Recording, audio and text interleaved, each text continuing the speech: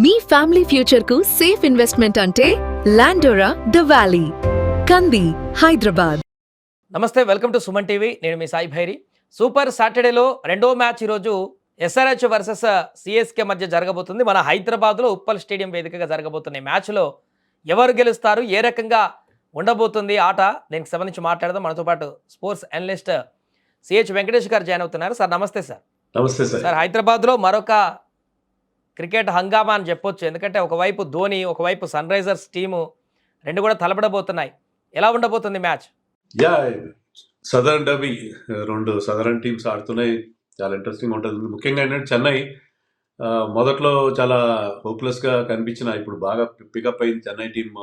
వాళ్ళ batting lineup, వాళ్ళు మొత్తం 11 బాగా సెట్ అయినట్టుగా అనిపిస్తుంది. ఈ సిచ్యుయేషన్లో I think SRH has to be very very strong to beat Chennai. ఎంత హోమ్ అడ్వాంటేజ్ ఉన్నా సరే ఎస్ఆర్హెచ్కి చెన్నై ఓడించడం అంత ఈజీ కాదేమో అని అనిపిస్తున్నాడు. ధోని కూడా ఎంటర్ అయినట్టుగా ఒక పోస్ట్ పెట్టారు, ఉప్పల్ స్టేడియంలో దిగి ప్రాక్టీస్ చేస్తున్నట్టుగా. ఒకవేళ ధోని కనుక ఈ మ్యాచ్లో బరిలోకి దిగితే ఆ ఇంపాక్ట్ ఏమన్నా చూడొచ్చు అంటారా? అంటే ధోని టీంతో జాయిన్ అయ్యాడు, హైదరాబాద్ రావడం అంతా కరెక్టే, కానీ అతను ఖచ్చితంగా ఆడతాడన్న ఇన్ఫర్మేషన్ అయితే మనకి ఇంతవరకు లేదు. అతను ఇంకా కొంత టైం తీసుకుంటాడు, ఇంజరీ నుంచి కోలుకుంటున్నాడు. అతను ఇమీడియట్గా వచ్చి ఆడేస్తాడని అయితే నేను అనుకోను. టీం కూడా వాళ్ళు బాగా సెట్ అయింది. ఇప్పుడు ఆ టీంలో మార్పులు చేయాల్సిన అవసరం కూడా లేదు. ధోని ప్రెజెన్స్ ఉంటుంది అక్కడ గ్రౌండ్లో, ఎందుకంటే గతంలో ధోని ఉండట్లేదు. ధోని ప్రెజెన్స్ ఉంటుంది. కొన్ని రూమర్స్ కూడా వచ్చినాయి, ధోని రిటైర్ అయిపోయాడు ఆల్రెడీ, అందుకే టీంతో పాటు ట్రావెల్ చేయట్లేదని కొన్ని రూమర్స్, కొన్ని యూట్యూబ్ ఛానల్స్ వాళ్ళు దాని మీద స్టోరీస్ రన్ చేశారు. బహుశా అవన్నింటినీ డిస్పెల్ చేయడానికి, అలాంటి రూమర్స్ అన్నింటినీ వాటికి దాంట్లో నిజం లేదని చెప్పడం కోసం అని చెప్పి ధోని టీంతో పాటు ట్రావెల్ చేసి హైదరాబాద్ రావడం మనం చూసాం.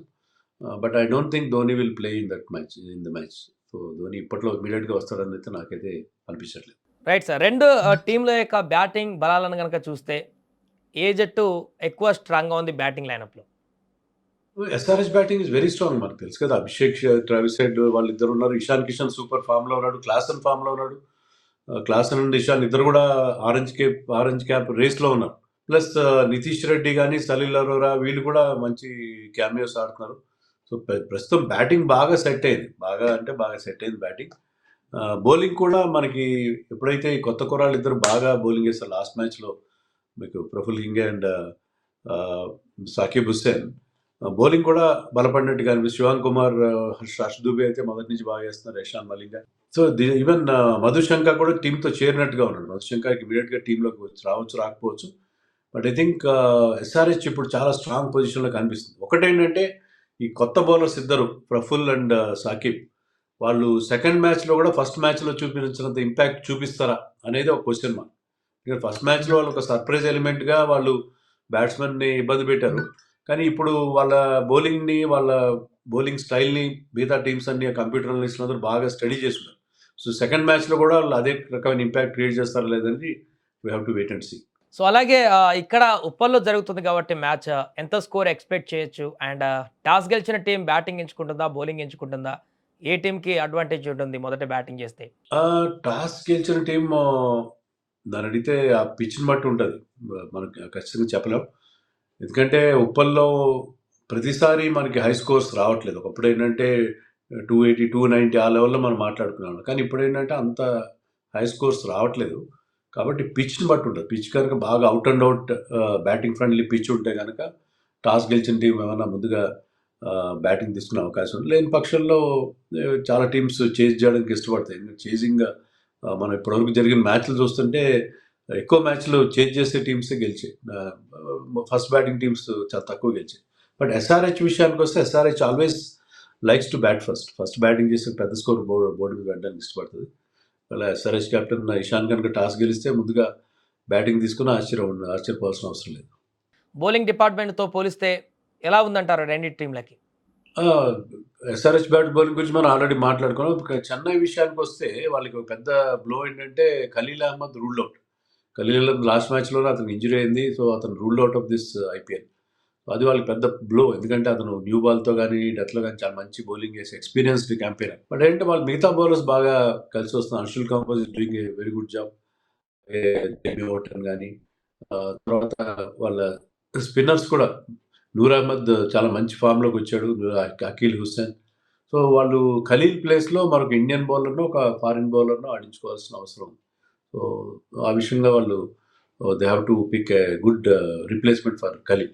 ఖలీల్‌కి కూడా మంచి రిప్లేస్‌మెంట్ దొరికితే ఐ థింక్ చెన్నై బౌలింగ్ కూడా స్ట్రాంగ్‌గా ఉండే అవకాశం ఉంది. అలాగే సీఎస్కే నుంచి రుతురాజ్ గైక్వాడ్ చాలా స్ట్రగుల్ అవుతున్నాడు కనిపిస్తుంది బ్యాటర్‌గా. సంజు ఫామ్‌లోకి వచ్చాడు, పికప్ అయ్యాడు. మిగతా వాళ్ళు కూడా ఫామ్‌లోకి వచ్చారు, రాణిస్తున్నారు.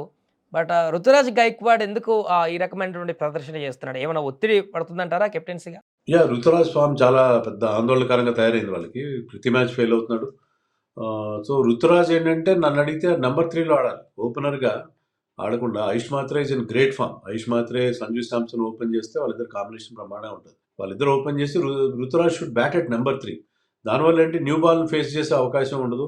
అతను కొంత టైం తీసుకునే అవకాశం ఉంటుంది. సో రుతురాజ్ నంబర్ 3లో ఆడి, గతంలో కూడా నంబర్ 3లో ఆడాడు. వీన్ ఇండియా కూడా I think he played at number 3. సో నంబర్ 3లో ఆడి అతను కొద్దిగా తన ఫామ్‌లోకి వచ్చే పరిస్థితి చాలా. కెప్టెన్ ఫామ్‌లోకి రావడం ఏ టీమ్‌కైనా చాలా ఇంపార్టెంట్. ఎందుకంటే కెప్టెన్ ప్రెషర్‌లో ఉన్నాడు అంటే అతను తీసుకునే డెసిషన్స్ మీద కూడా దాని ప్రభావం పడతది. సో రుతురాజ్ ఒక్కడే ఆ టీమ్‌లో. మిగతా వాళ్ళందరూ మంచి ఫామ్‌లో కనిపిస్తున్నారు. సర్ఫరాజ్ గాని, శివ అందరూ బాగా ఆడుతున్నారు వాళ్ళకి. రుతురాజ్ ఫామ్ ఒకటే వాళ్ళకి వరీగా తయారైంది. ఫైనల్‌కి మ్యాచ్‌లో ఎవరు ఫేవరెట్‌గా నిలిచే అవకాశం ఉంది? ఎవరు గెలవడానికి ఎక్కువ స్కోప్ ఉండేటువంటి అవకాశాన్ని చూడొచ్చు? 2 టీమ్స్ కూడా చాలా రిసర్జెంట్‌గా ఉన్నాయి. మ వాళ్ళు కాస్త అటు ఇటుగా ఆడిన మొదట్లో, వాళ్ళ లాస్ట్ మ్యాచెస్‌లో చాలా ఇంపాక్ట్‌ఫుల్‌గా ఆడారు 2 టీమ్స్. సో ఇంట్రెస్టింగ్ బ్యాటిల్ ఉండబోతుంది. ఐ థింక్ ఎస్ఆర్‌హెచ్‌కున్న స్ట్రెంత్ ఏంటంటే వాళ్ళ టాప్ 3 క్లిక్ అయితే ఎస్ఆర్‌హెచ్ గెలుస్తుంది. లేని పక్షంలో చెన్నైకి అవకాశం ఉండే అవకాశం ఉంది. I think it was a 50-50 match అనే చెప్తాను నేను. ఎందుకంటే 2 టీమ్స్ కూడా ఇప్పుడు ప్రస్తుతానికి స్ట్రాంగ్‌గా ఉన్నాయి. So it could be 50-50 match only. Right sir. Thank you so much. ఇది ఎస్ఆర్‌హెచ్ వర్సెస్ సీఎస్‌కే మధ్య జరగబోతున్నటువంటి మ్యాచ్‌లో ఎవరు గెలుస్తారు? ఎవరు ఎలాంటి ప్రదర్శన చేస్తారనేది మనం కూడా చూద్దాం.